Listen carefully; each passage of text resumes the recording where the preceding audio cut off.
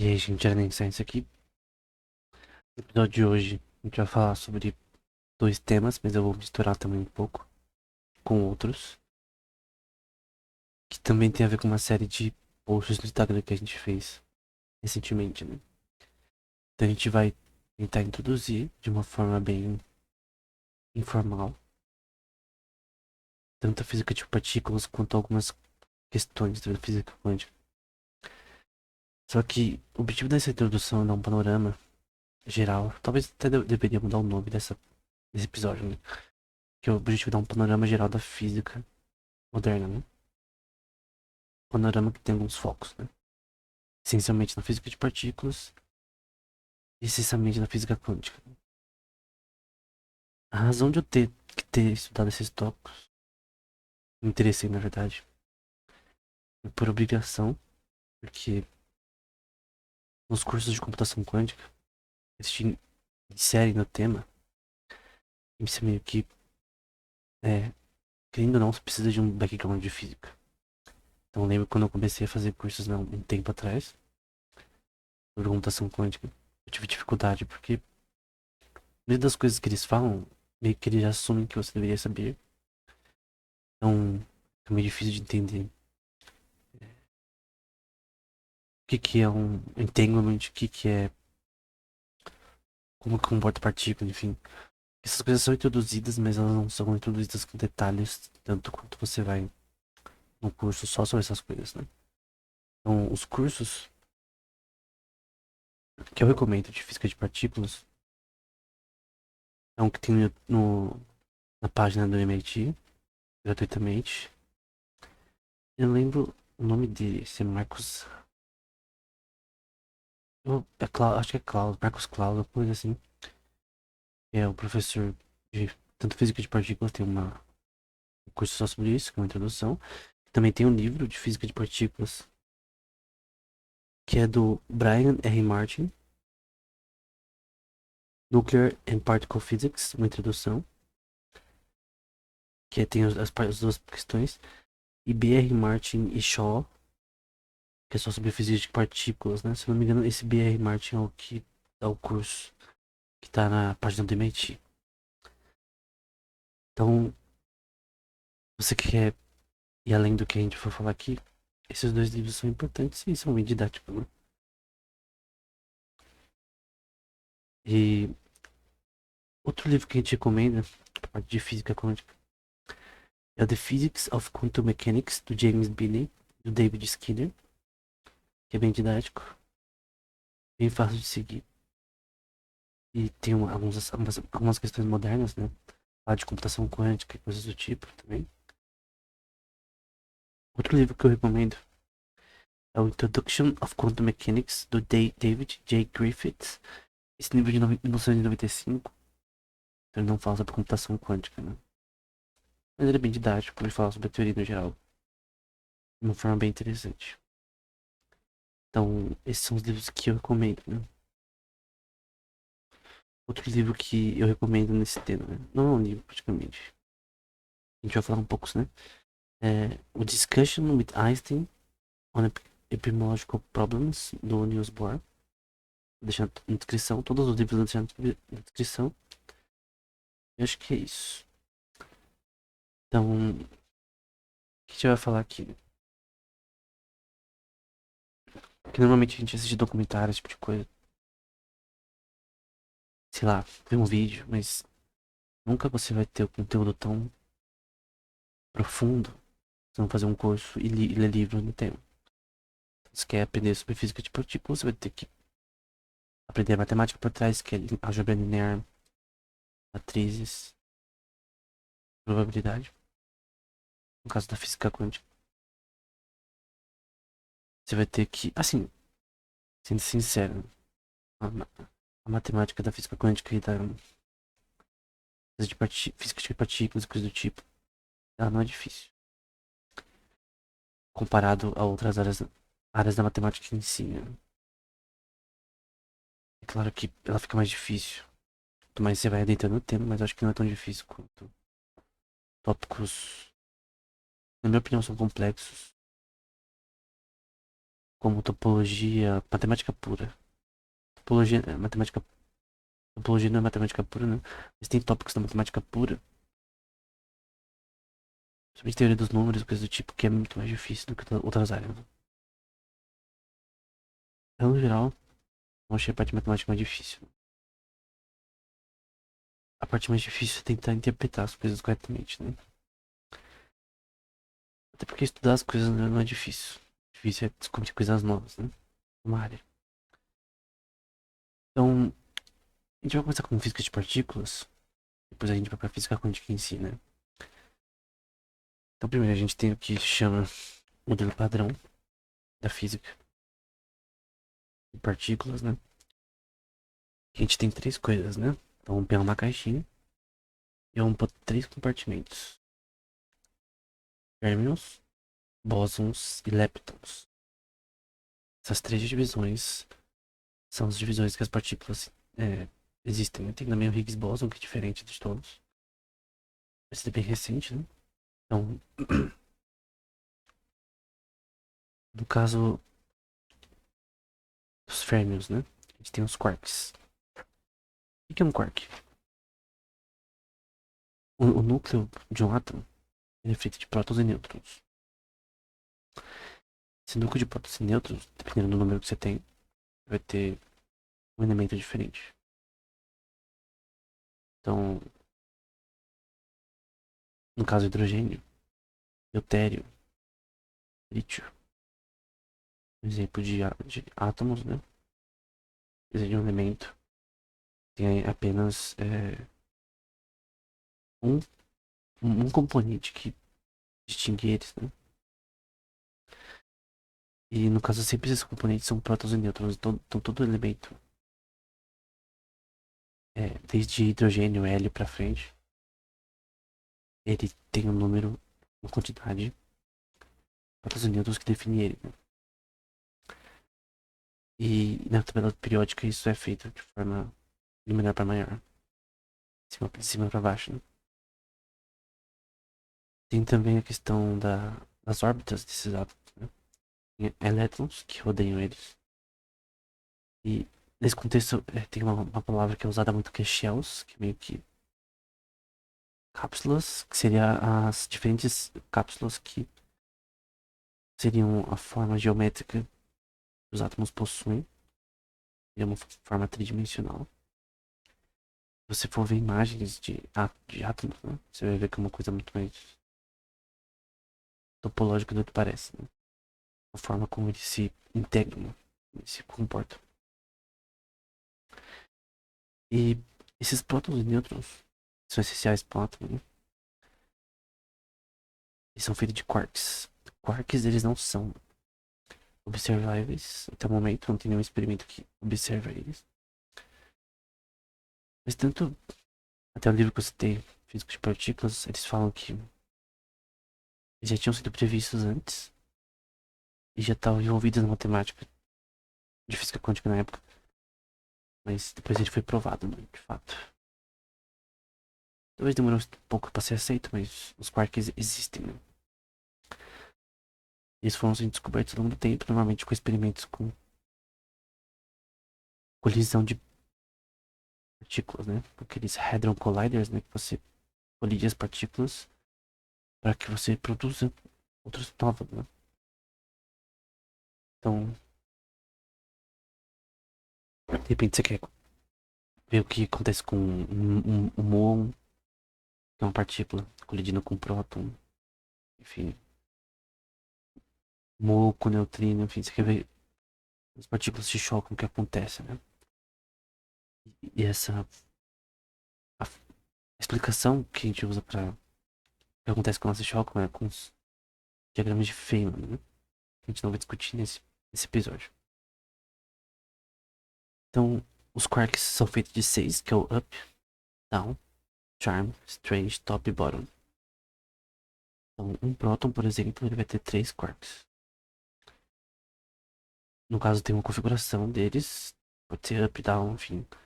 Pode ser down, down, up. Mas sempre três. E eles podem ser tanto Eles têm uma carga positiva ou negativa. E né, nesse caso também eles são configurados em uma forma RGB, né? Então isso chama Chromodynamics. Cromodinâmica, né? Então, observado que eles podem ser configurados em vermelho, verde e azul, né? Que meio que é a forma que eles podem ter do ponto de vista abstrato. Né? Isso é importante para saber como eles se comportam. Né? Por algum motivo, a cromodinâmica é uma teoria muito complexa. É difícil você analisar esses quarks corretamente, né? De forma. É, da forma que você, por exemplo, analisa um elétron, por exemplo, coisa do tipo. Eles não podem ser vistos. Né? Eles podem ser medidos, mas eles não podem ser vistos. Tem algumas questões também que aparentemente violam a conservação de energia com quarks. Então, isso existe, né? A gente só vai citar isso. O livro cita uma passagem sobre isso, né? Mas enfim. Os prótons e nêutrons são chamados de hadrons, né?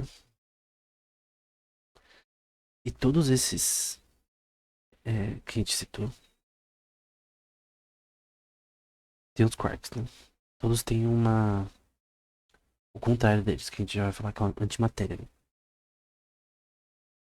Então, além dos férmions, a gente tem os bósons e os leptons, né? No caso dos leptons, o elétron, o muon e tal, são tipos de leptons. E o. E para cada um desses três, do elétron, muon e tal, a gente tem o contrário deles, que é o eletroneutrino, muoneutrino e tal neutrino. Se a gente for falar de antimatéria, a do Newton é o. A do elétron, por exemplo, é o pósitron. A do próton é o antipróton. O nêutron é o neutrino. Não, não, é isso mesmo. O, cada quark tem o seu antiquark também. Então tem o antiquark up, down, charm, strange, top e bottom. A gente tem. Para cada um a gente tem um oposto, né? Para cada um a gente tem um que é o contrário. Isso é extremamente importante para a conservação de energia. Né? Esses sistemas até tem um princípio que se chama princípio de Pauli. Princípio de exclusão de Pauli. Que não pode ter mais de dois elétrons numa mesma órbita. De do átomo, né? Que violaria esse princípio de que. Que na verdade é um princípio que não pode ter mais de dois elétrons na mesma órbita. E sempre ao contrário, né? Um positivo e um negativo. Sempre ao contrário um do outro. Caso contrário do elétron, o positron. Contrário do próton, no caso é o antipróton. Enfim, então, cada próton e nêutron constitui lá o nosso núcleo. Eles têm o seu contrário também, né? Tem as suas antimatérias, né? E esses quarks que constituem esses prótons, nêutrons, eles têm o que é chamado de sempre é 3 por cada um, né? Então um próton é três quarks, um nêutron 3 quarks. E a gente tem uma coisa que prende esses quarks, esses 3 quarks um no outro. Se chama força forte. Foi proposto por Will Cowell, primeiramente. É o do Gluon, meio que uma partícula, serve para fazer com que esses quarks eles fiquem próximos juntos, né? Eles fiquem uma energia de binding tão forte que é chamada de força forte, né? Strong force. E nesse processo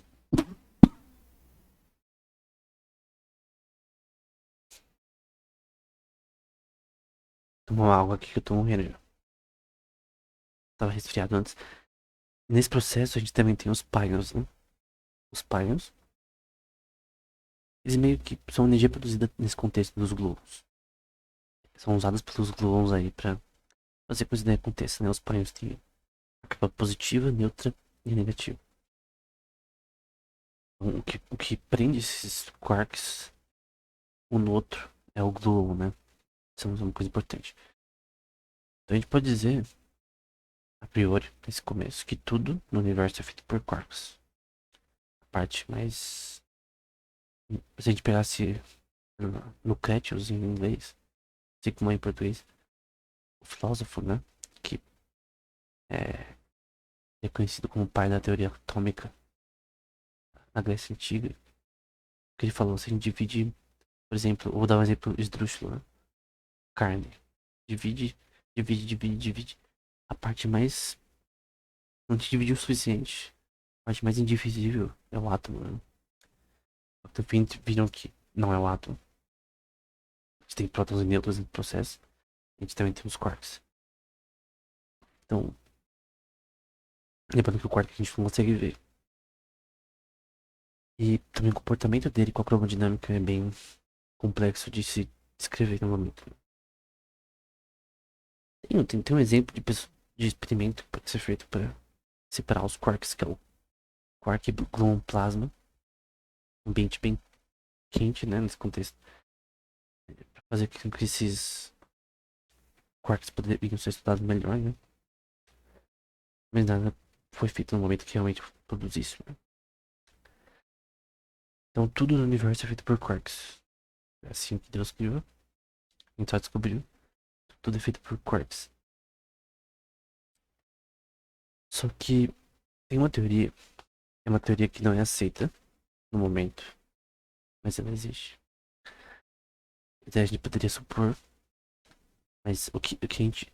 A evidência experimental é que os quarks existem. O que eu vou falar agora não tem evidência experimental, mas é uma teoria que existe. São os préons. O que é os préons? Alguns podem sugerir uma partícula mais fundamental que o quark. Que seriam os préons no caso, né? A teoria que eu vou sugerir no paper da descrição vai ser o modelo Halon. O Halon Model. Então, seria um subquark. O que é um subquark? É do que o quark é feito. Então, quark up, down, charm straight, top, bottom, eles seriam feitos de alguma coisa. E essa coisa seria os Halons. E esses Halons, eles seriam três também. Nenhuma explicação porque três também. Os quarks são três. O próton e o neutro. Mas pro Halon não tem nenhuma explicação. Até porque é uma teoria só. Então teria três Halons em cada um. E seria ligado por hipergluons, que seriam a mesma função que o gluon nos quarks para ligar pela força forte. Eu creio que no Helm seria uma força mais forte ainda. E eles seriam ligados por esses gluons. E a descrição que é feita para como esse sistema funciona. Um texto da teoria das cordas, né? O que é a teoria das cordas? Então, a gente viu que quark, as partículas fundamentais do universo. É assim que o universo parece funcionar. Os quarks são as partículas fundamentais. Só que tem uma teoria chamada teoria das cordas que diz, do ponto de vista geométrico, que até os quarks eles são feitos de pequenas cordas, volta pequena nisso, né? Porque é menor que quark, vibracionais em 11 dimensões que fazem esse sistema realmente é a forma que ele possui. Então, tudo no universo ele é, no fim, cordas, né? Geometricamente seria feito os quarks. Se a gente pegasse essas cordas do lado, a gente falaria só são quarks. Tudo no universo são quarks. Que os quarks fazem o átomo, então é óbvio, né? Então tudo é feito de quarks, né? No caso aqui, tem um paper que fala sobre isso, sugerindo o modelo real como melhor. Seria, na verdade, em 4 ou 5 dimensões que esse sistema geria. Nesse contexto do ADS-CFT, diante desse inter space com formal geometry, né? É um sistema topológico. A gente não vai discutir por enquanto. E seguindo as regras da relatividade aí também. A principal forma geométrica que eles usam é uma coisa relacionada à teoria dos nós. Pra quem não sabe, a teoria dos nós é uma teoria da matemática, que é muito importante na química. Que é super importante porque na natureza a gente vê, por exemplo, na forma que estruturas químicas têm geometricamente se comportam de forma geométrica de tal ponto que a gente pode inferir nós, né? Então tem vários tipos de nós que são os mais famosos, né? Tem o trefoil knot, tem o pentafoil knot, pode procurar no Google, tem até um post no Instagram sobre isso, meu. São mais visuais, tem até uma teoria matemática por trás, tem um livro sobre teoria dos nós. Creio que, eu não lembro os nomes dos autores, eu li dois sobre teoria dos nós. Recentemente eu tenho tentado ver um pouco mais sobre na parte da química, né? Tem algumas teses sobre teoria dos nós. Para alguns componentes químicos podem ser descritos com a teoria dos nós, né? A geometria de DNA supercooling, que é a forma que o DNA se envolve entre si. O DNA é um sistema de dupla hélice, né? Também pode ser explicado também de forma geométrica com a teoria dos nós. E aqui nesse caso dos préons, do modelo do Hellon, eles usam braids. Então, se você for qualquer livro de teoria dos nós, é por isso que eu tô mencionando, você vai ver o que é braids. Braids é uma. Não é um nó, mas é meio que. São ligações que seriam também relacionadas a esses nós de uma estrutura geométrica. No caso dos Hellos, a forma que o paper que você tem, tá na descrição sobre esse tema, dos préons, né? Esse sistema teria esses braids, né? Essas cordas, entre aspas, vibracionais, e geometricamente seriam atadas a cada prêmio, explicariam a forma que eles funcionam. Mas tudo é teórico, não tem nenhuma razão experimental no momento para provar isso, né? Eu decidi mencionar porque é interessante, né? Vamos supor que essa teoria do real não seja uma bobagem. Mesmo assim, eu creio que é correto dizer que os prêmios são talvez uma das melhores teorias associadas à teoria das cordas para explicar como ela funciona. E mesmo que ela esteja errada, né? De repente existem subquarks, né? Que até antes a gente nem sabia que prótons existiam, que nêutrons existiam. O nêutron foi provado em 1962. A quanta, a percepção que a luz computava como quanta, né? De uma forma quantizada. O Max Planck foi em 1900. Então, tem várias coisas que demoraram para ser provadas. Mesmo os quarks foram demorando para ser descobertos, né? Não lembro qual que foi descoberto por último. Foi o top. Ou outros, né? Mas foi um processo, né? 2012, se não me engano, foi o Higgs boson. Também foi contado. Higgs boson, que é um bóson de Higgs, né? É teorizado que ele é importante como também fundamental. Como todos os quarks. Não quarks não, como todo modelo da física se comporta. Campo de Higgs, né? Seria campo que descreve, que dá a forma que todas as partículas se comportam. Essa pode ser uma suposição. Posição, no caso. Tem muita evidência, assim, que realmente é útil. que ele faz, né? Todas essas partículas, elas têm uma propriedade importante. A gente já falou de antimatéria, né? Então, o elétron tem o pósitron, todo quark tem o seu antiquark, todo próton tem o seu antipróton. E esse sistema é um sistema que ele pode ser descrito como conservação de energia e de massa. O que é conservação de energia e de massa? Que, por exemplo, o experimento do Lavoisier. Ele tinha lá um frasco de vidro, tinha um tubo de ensaio, sei lá, o nome daquele troço lá que parece um ovo. E você isola água em vapor. Deixa a água evaporar lá. Num sistema fechado. Não dá pra ela sair. Você vai ver com o tempo que aquela informação ali dentro, que são partículas de hidrogênio e oxigênio presentes aqui, que são feitas. Tem lá os seus átomos, tem seus elétrons, tem seus quarks, prótons, nêutrons. Essa informação não se perde. E aí veio a lei da conservação de massa, Lavoisier, né? Isso também serve para energia. A primeira generalização dessa conservação de energia na física geral é o teorema de Noether, que eu já fiz um vídeo no canal analisando o paper da Amy Noether sobre isso.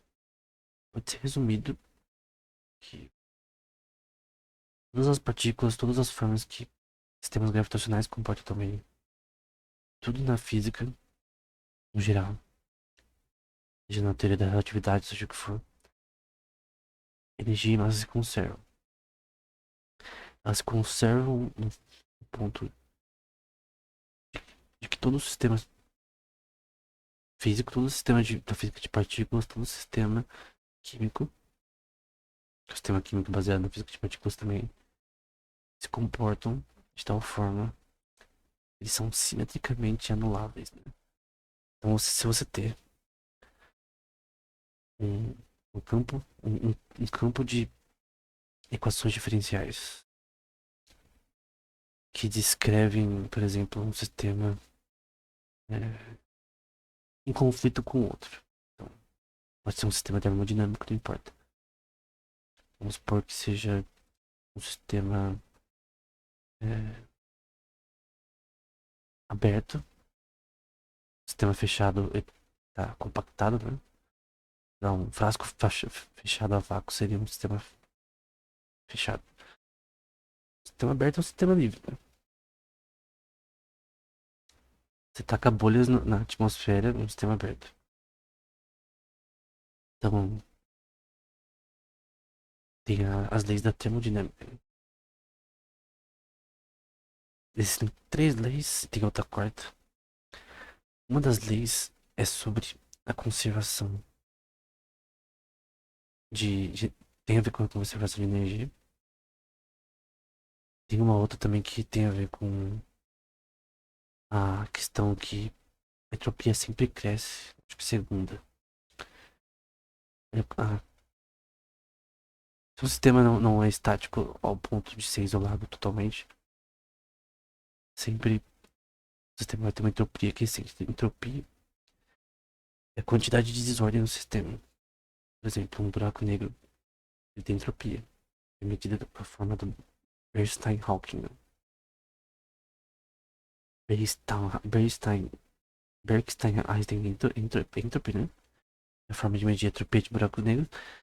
E essa entropia é a quantidade de informação que esse sistema contém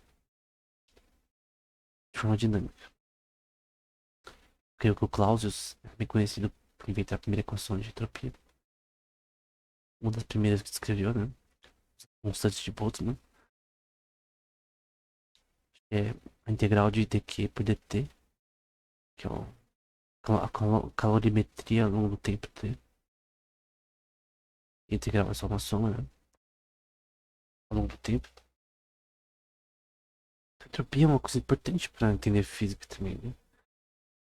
Saber que sistema, por exemplo, essa segunda lei, a termodinâmica diz que a entropia de sistema sempre vai ser crescente, né? Ele sempre vai ser positivo. Ela é usada para afirmar que a entropia do universo é sempre positiva. Ela sempre tende a crescer. Mais informação é criada no universo. E mesmo que essa informação, tudo no universo pode ser descrito como informação. Porque tudo pode ser descrito de forma computacional. Porque na física não existe nenhuma razão para a gente não crer que ela não seja computável. Né? Embora eu fiz um vídeo no canal falando sobre como o universo não pode ser computável. Complexidade de simular o universo. Qual que é a complexidade, né? Tem até um paper do Seth Lloyd sobre isso, né? Por exemplo, tem um experimento, deixa na descrição, paper, mas eu falei sobre isso no podcast, episódio, né? Complexidade de simular o universo. Não lembro qual episódio que é, mas que, é, por exemplo, o universo seria simulável um computador com 200, acho que 2 elevado a 120 bits, o total. 2 elevado a 120. Isso é coisa pra caramba.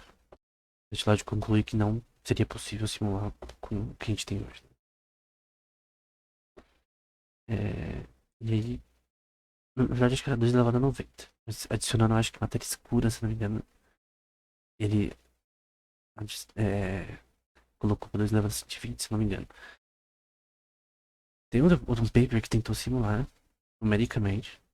Se você pôr no Google Scholar, Numerical Simulation of Cluster of Galaxies, eles tentaram simular uma galáxia, uma cluster ali, pequena, com 3 trilhões de partículas. Não, acho que era 3 trilhões de partículas. Era 1 trilhão de partículas. Um número bem. Eu vou colocar 1 trilhão. Não me engano, era 3. Enfim, bastante coisa. E eles rodaram esse sistema, simulou o funcionamento dele. É, em uma semana, demorou para rodar o programa. Um supercomputador. Algoritmos aí de optimização. Mas demorou uma semana num supercomputador que você tem que ter hora marcada para usar, enfim. Supercomputadores normalmente são de um governo, que provavelmente é o caso, você tem que ter, custa dinheiro, né? Tem que ter aprovação antes, até de universidade também. Demorou uma semana para rodar totalmente o programa. Vai simular 1 trilhão de partículas. Agora você tem que simular 2 elevado a 120 partículas. É bem complexo, né? Isso tudo que a gente sabe do universo, né? Pode ser mais que isso, né? Então, mesmo se a gente juntasse todos os computadores do mundo atualmente, a gente não poderia simular o universo corretamente. É porque, para simular, outras coisas teriam que ser entendidas completamente. Não só sobre mecânica celestial, é uma área da física importante, que estuda como sistemas é, galácticos se comportam, né? Sistemas ácidos se comportam, tipo, é, por exemplo, você quer simular a Via Láctea, que por algum motivo soa como leite, né? Quer simular a Via Láctea. É, é bastante coisa. E simular completamente de tudo ao mesmo tempo é muito complexo. De forma correta, né? E aí que a gente entra num tema que se chama Quantum Gravity. Tem um livro do Carlos Rovelli, 7 lições sobre física, tá na descrição também. No finalzinho ele fala sobre esse tema. É um livro simples, é um livro pequeno, mas é o livro que mais me deu uma noção de Quantum Gravity. Só que antes de a gente entrar, só queria citar um pouco mais sobre essa questão do Teorema de Noether. Que eu acho que eu perdi ali de raciocínio, né? Você tem uma sistema de termodinâmica, eles se conservam. Você tem uma derivada que explica a entropia de sistema 1, sistema 2, e eles sempre vão cancelar um ao outro. Então, vamos supor que. Como eu posso explicar? Vamos supor que você tem dois buracos negros se chocando com a mesma massa, com o mesmo tudo. Com a mesma. quantidade de energia, enfim, tudo. É, se eles iam se chocar e talvez ia virar um maior, enfim, não importa. A questão é que todas as propriedades em cada um deles, elas anulam uma outra. Se você calculasse a derivada de ambos, as duas se anulariam, né? Obviamente, se um fosse maior que o outro, um ia, o sistema termodinâmico ia ficar em equilíbrio. Sempre vai ficar em equilíbrio. Então, uma das leis da termodinâmica diz que a gente tem três sistemas, dois deles que estão em contato um com o outro. Se dois deles estão em equilíbrio, o terceiro também está em equilíbrio. E a, tem uma lei da termodinâmica que diz que sempre dois sistemas com contato com o outro vão ficar em equilíbrio, né? Se pegar um café e jogar na água gelada, com o tempo aquilo vai ficar é, na temperatura ambiente. Né? O terceiro sistema seria o ambiente. Então, caso a temperatura da atmosfera, né? Que vai deixar uma temperatura que tá ali, né? Obviamente, se tiver mais calor, vai ficar mais quente. Se tiver mais frio, vai ficar mais frio. Se você tiver com esse copo aí, com café misturado com água gelada, se você estiver no Alasca, obviamente vai ficar frio. O terceiro sistema, né? Que é o ambiente. Que as duas substâncias heterogêneas estavam inseridas, né? A água e o café. Então, esse terceiro sistema que vai fazer o equilíbrio com ele. Né? Acho que é até uma forma mais fácil de explicar. Observação da física. Teorema da Noether. Que é aplicado para toda a física, né? Que a forma que toda a física de partículas funciona é simetricamente em contexto da teoria dos grupos. E na teoria do Gauss, né? Gauss Theory. Sempre a gente tem um sistema que ele é simétrico a si mesmo. Ele conserva a energia um do outro. Então por isso que você tipo, energia nunca se perde na prática. Ela se dissipa. Ela nunca se esvai, né? Ela sempre se dissipa. Por isso que a entropia do sistema é sempre positiva. A entropia da atmosfera da Terra sempre é positiva porque nada se perde. Nada se esvai, né? Os quarks atrelados a sei lá, ao vapor da água que você tá esquentando, eles nunca se perdem. Eles nunca somem da existência. Esse princípio é importante. Então, do ponto de vista da teoria dos grupos da física, né, a gente tem um grupo de Poincaré, que é bem relacionado à teoria de Noether, que tudo na física se conserva, né? Sistemas de derivadas que implicam dois sistemas em conflito se conservam. A gente tem um grupo de Lorentz que explica a forma. E o de Minkowski também explica como essas partículas se comportam. Normalmente em um campo de quatro dimensões. X, Y, Z e T, que T é de tempo. Tudo isso seria dentro do contexto de um grupo de Lie. O grupo de Lie é um grupo que você consegue calcular derivadas que explicam esse sistema de uma forma aproximada. Então, nesse contexto, todos os grupos simétricos que explicam a conservação de energia na física, eles podem ser calculados corretamente na física clássica. Então, até aqui, a gente falou um pouco sobre física de partículas e sobre as questões relacionadas. Também tem uma coisa que é sugerida no livro que a gente citou, de física de partículas, que é supersimetria de partículas. Não é uma teoria tão aceita. Talvez esteja errado. Mas existe. Você vai ver documentários sobre supersimetria. Que seria necessário adicionar no modelo padrão da física. Outras partículas que seriam parceiras das que existem. Então, por exemplo, os quarks teriam os S-quarks.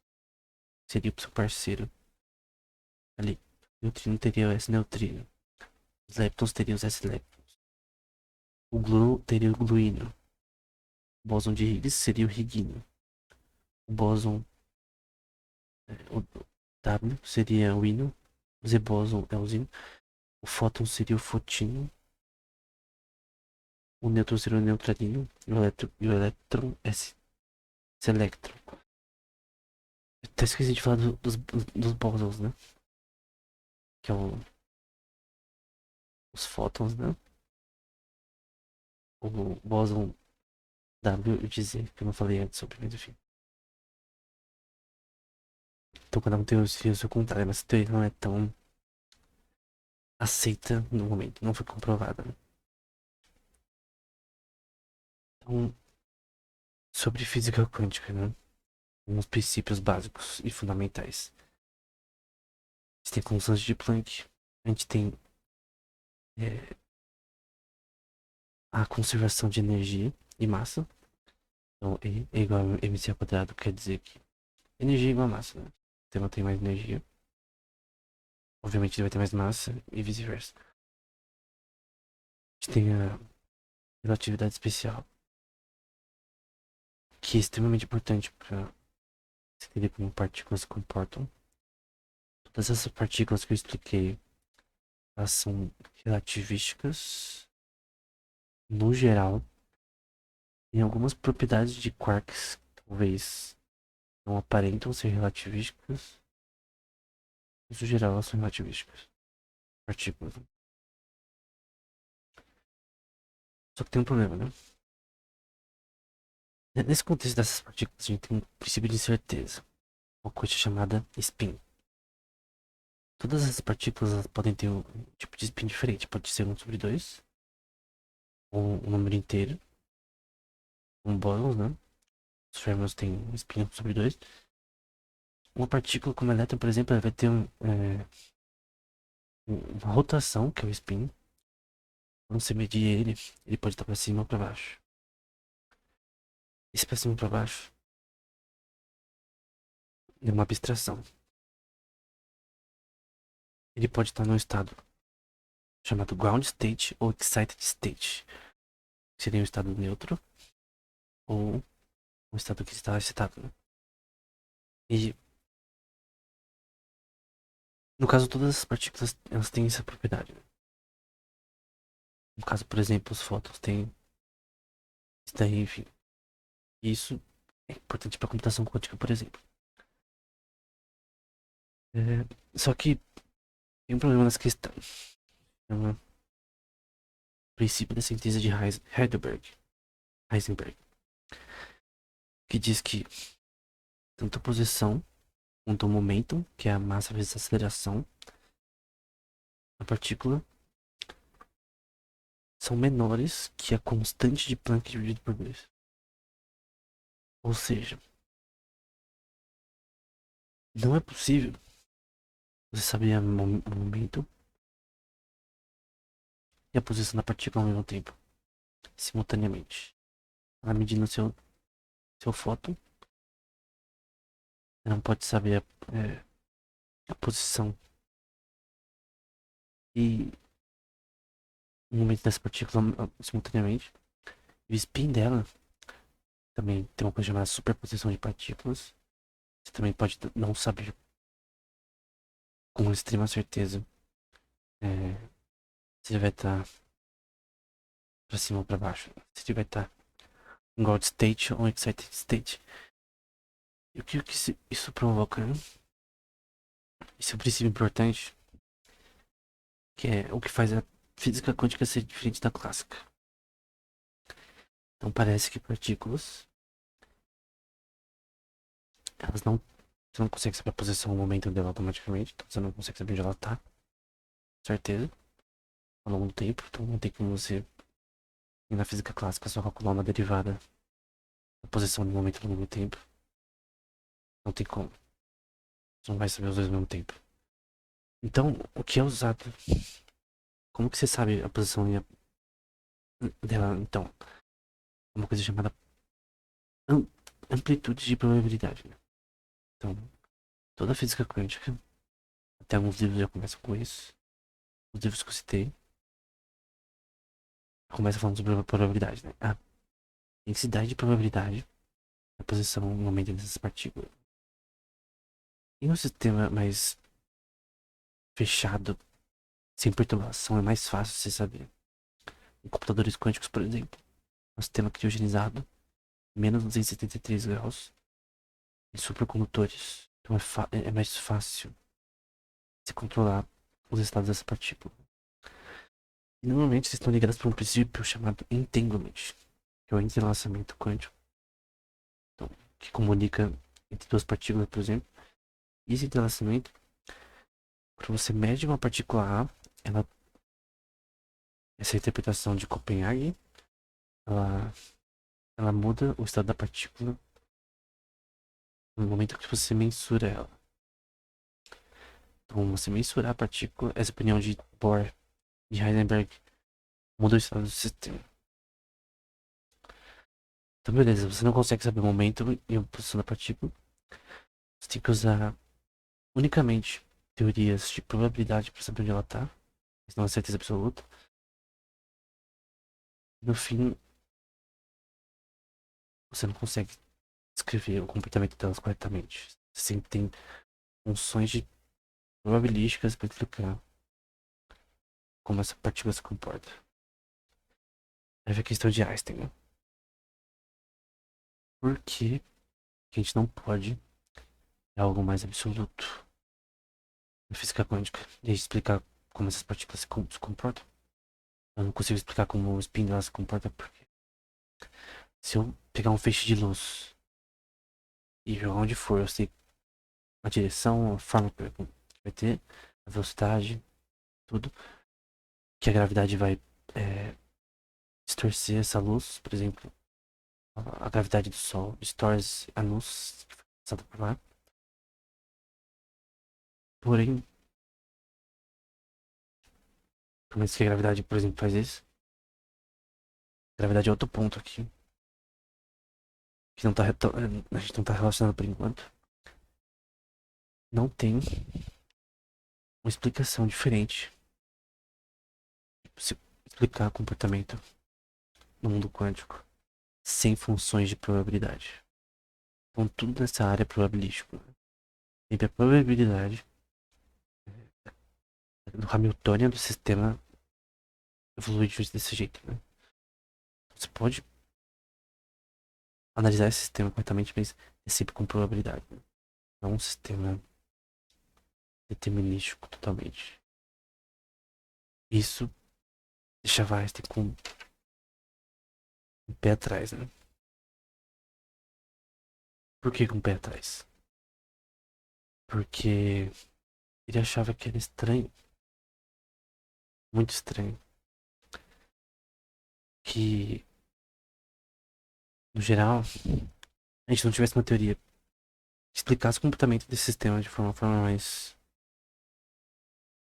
que nem a física clássica, né? Você quer saber o movimento de Mercúrio ao redor do Sol. É só você explicar que, pô, vai ter uma aproximação muito boa.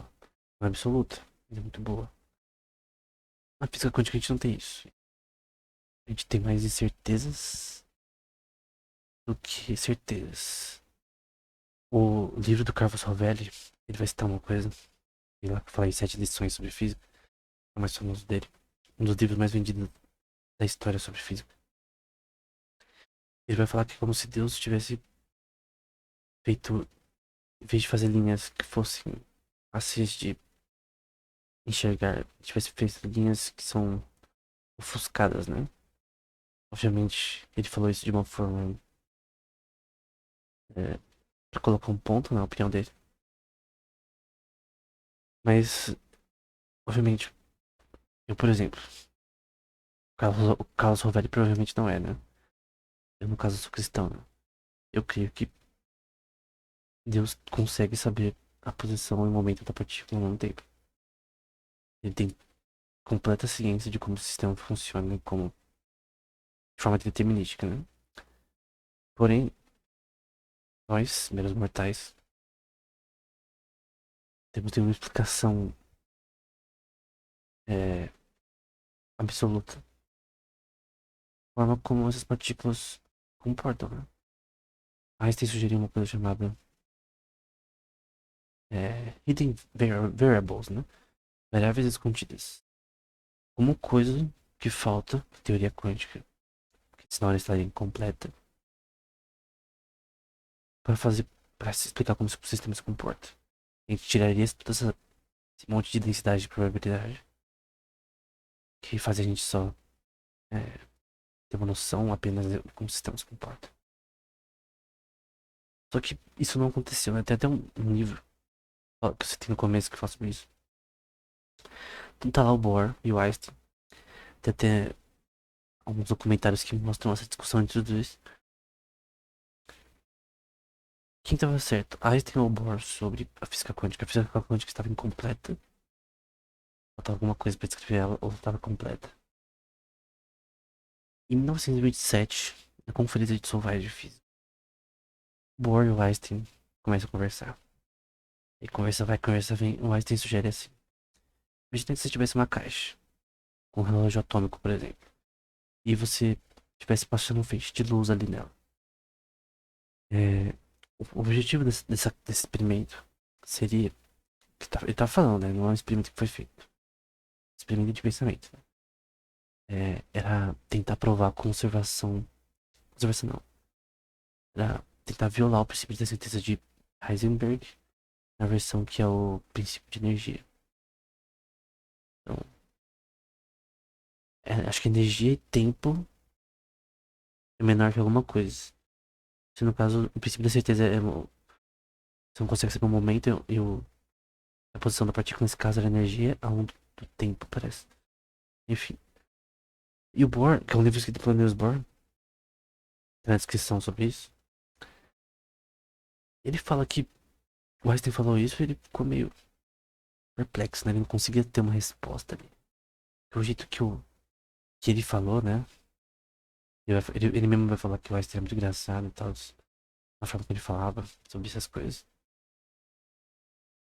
E, e provavelmente ele também cita em alemão no meu Instagram, tá? O que ele falou no livro, né? Não lembro. Mas ele falou, tipo, Deus não joga nada, né? Continuamente falava pro Bohr naquela conferência. No sentido de que não era um sistema probabilístico.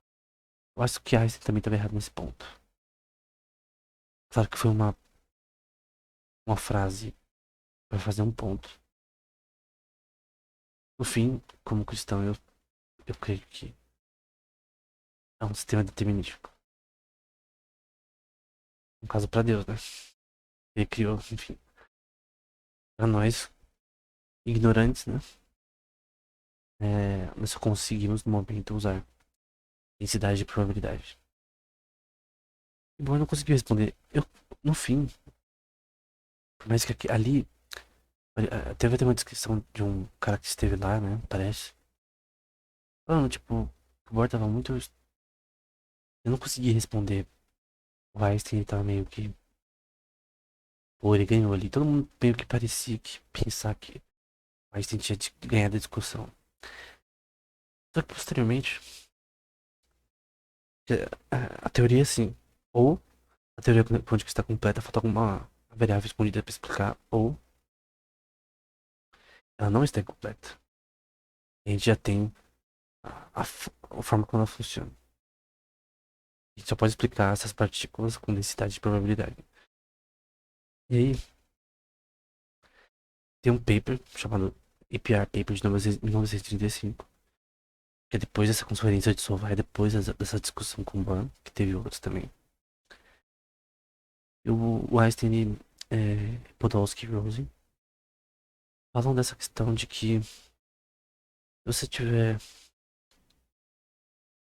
contexto de pares de partículas, chamadas de pair pairs, que tem uma função de onda específica, você pode sim ter superposição de partículas.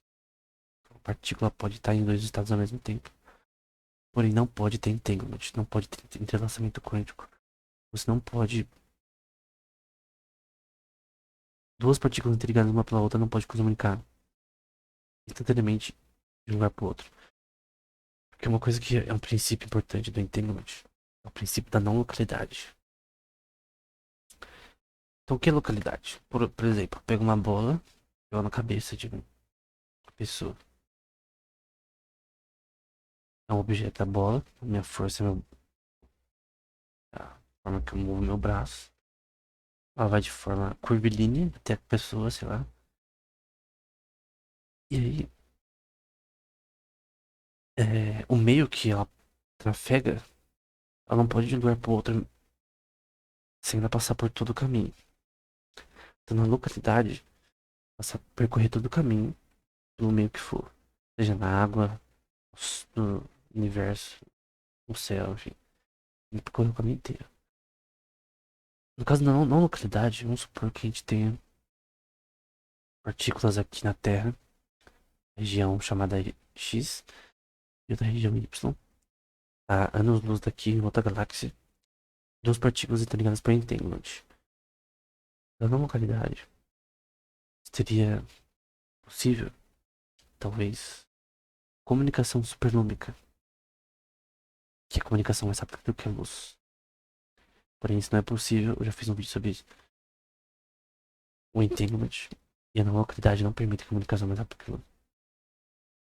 Não permitem, é impossível, no momento, não tem nenhuma evidência de comunicação mais rápida do que a luz. Até o momento. Então, pelo menos até o momento. É, o que prova isso é o teorema da não clonagem, na verdade. Que é relacionado à física. A mutação quântica também. Provado pelo Zurich e o Wouters, né? Então, mas a questão da não localidade é que essa partícula poderia ir de uma região para outra.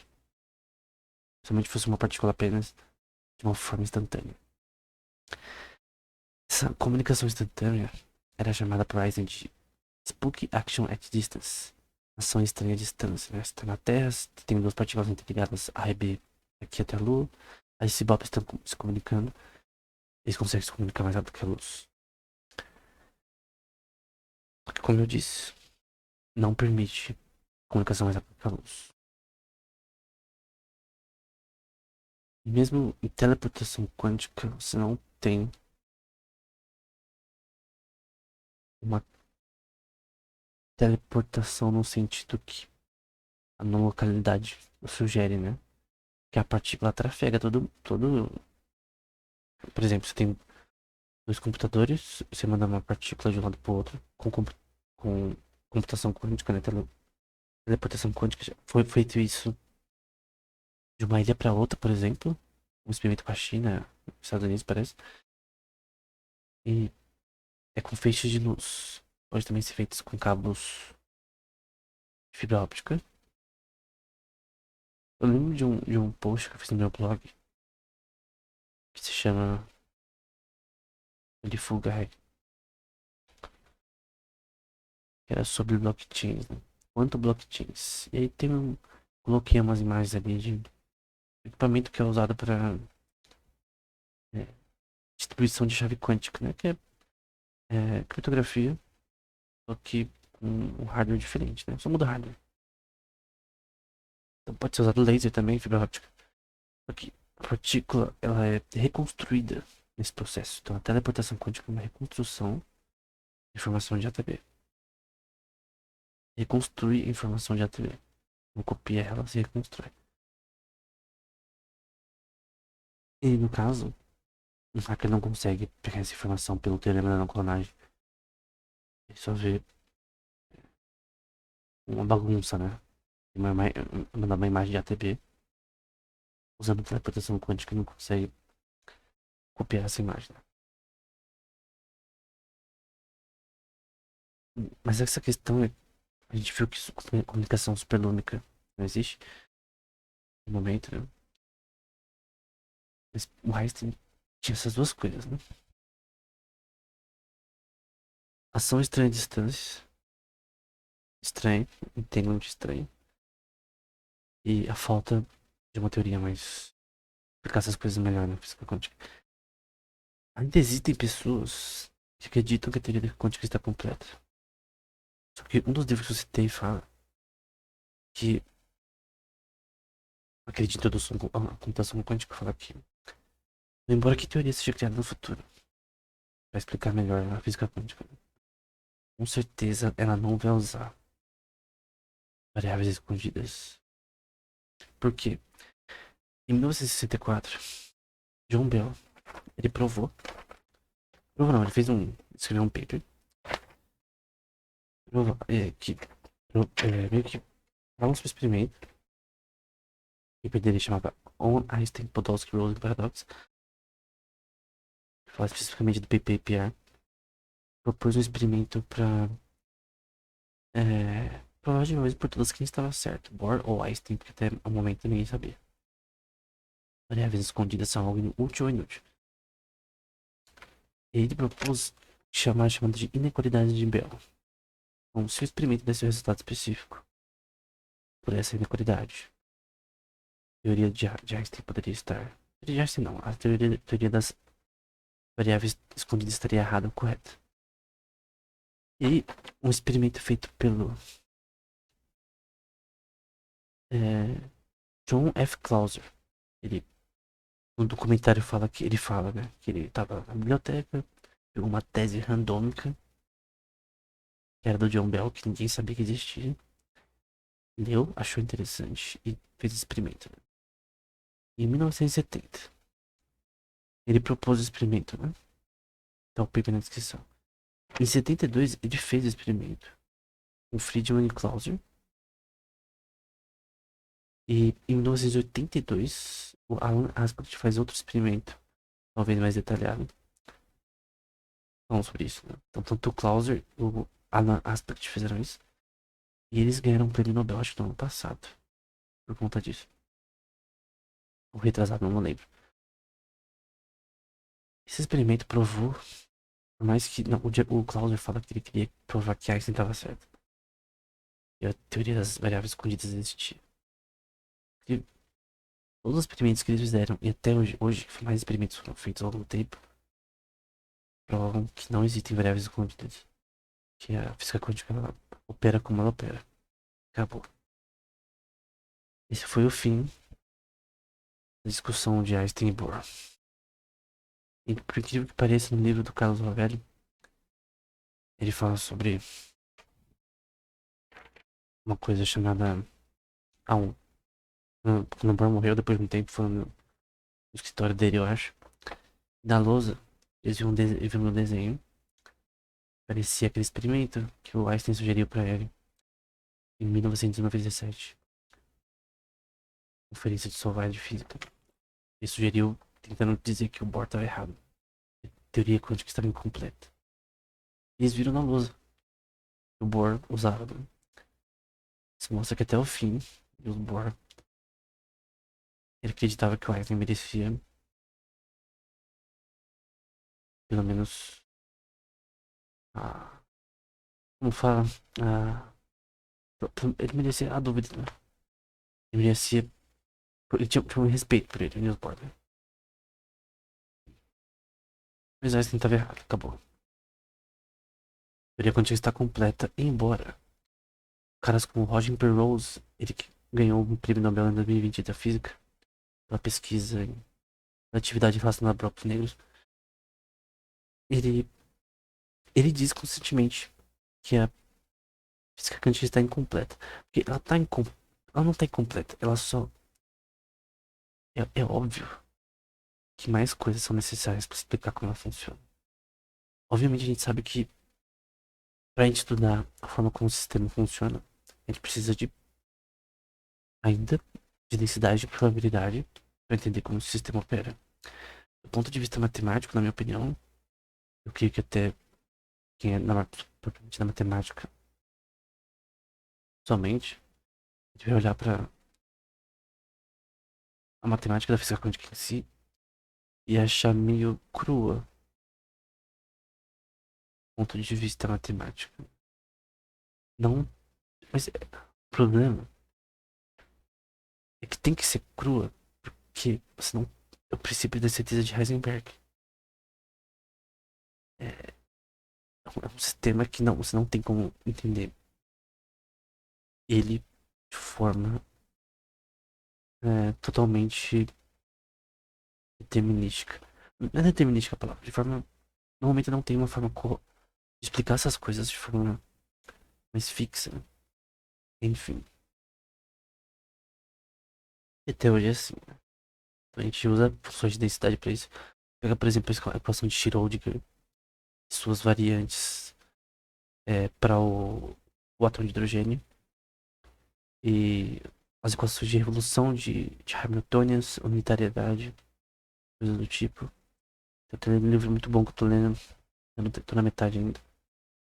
Theoretical Minimum, do Leonard Susskind.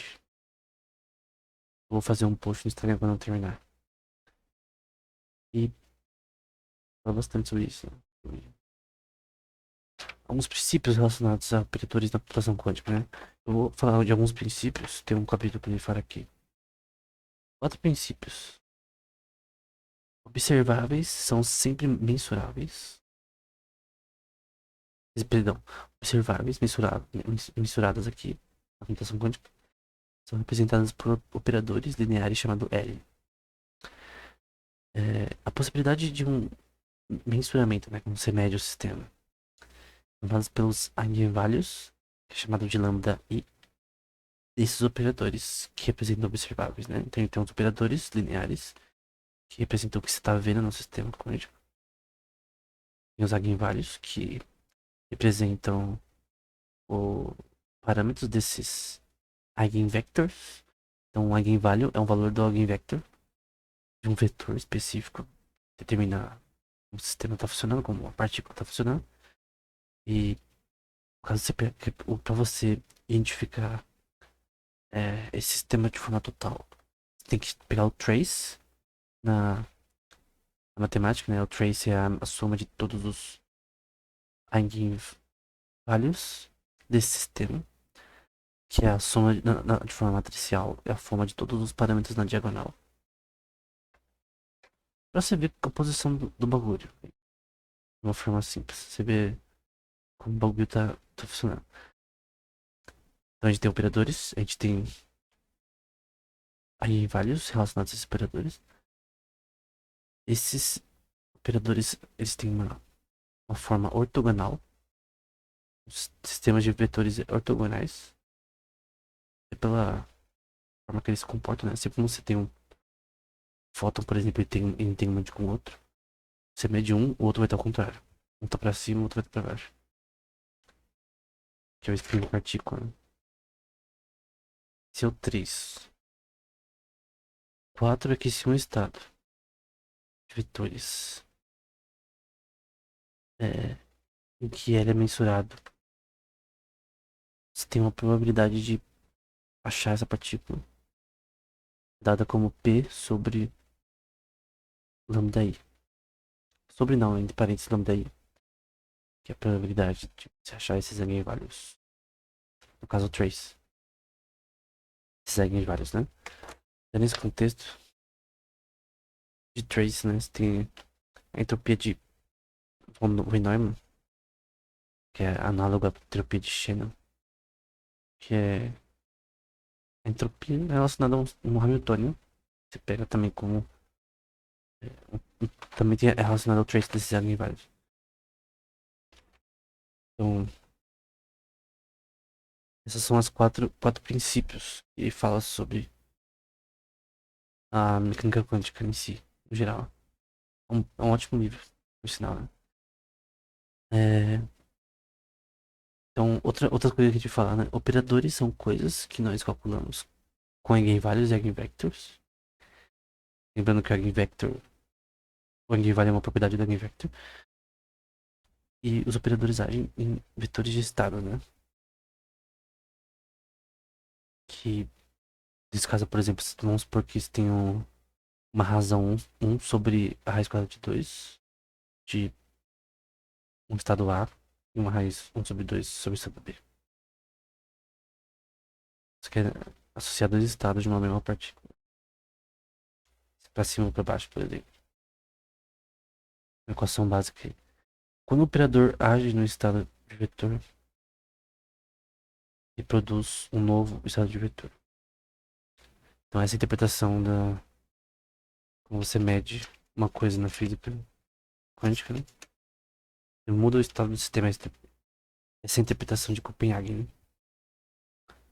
Então, o livro Teorético Mínimo é um livro bem famoso. Recomendo. Enfim. Pra terminar, eu ia falar sobre algo que fala no livro do Carlos Rovelli. É Loop Quantum Gravity, que é a teoria concorrente da teoria das cordas, né? O que ela diz? Ela diz que você pode quantizar o universo. David Finkelstein gostaria disso, né? E quantizar o universo é você ter o que ele chama de quanta of space. Ele quantizou a luz. Foi o que Planck fez. Ele quantizou a luz. Então a luz, ela é entregue em pacotes. Tem uma constante que vê isso, que é h bar, né? H com um tracinho é a constante de Planck, que é um número específico.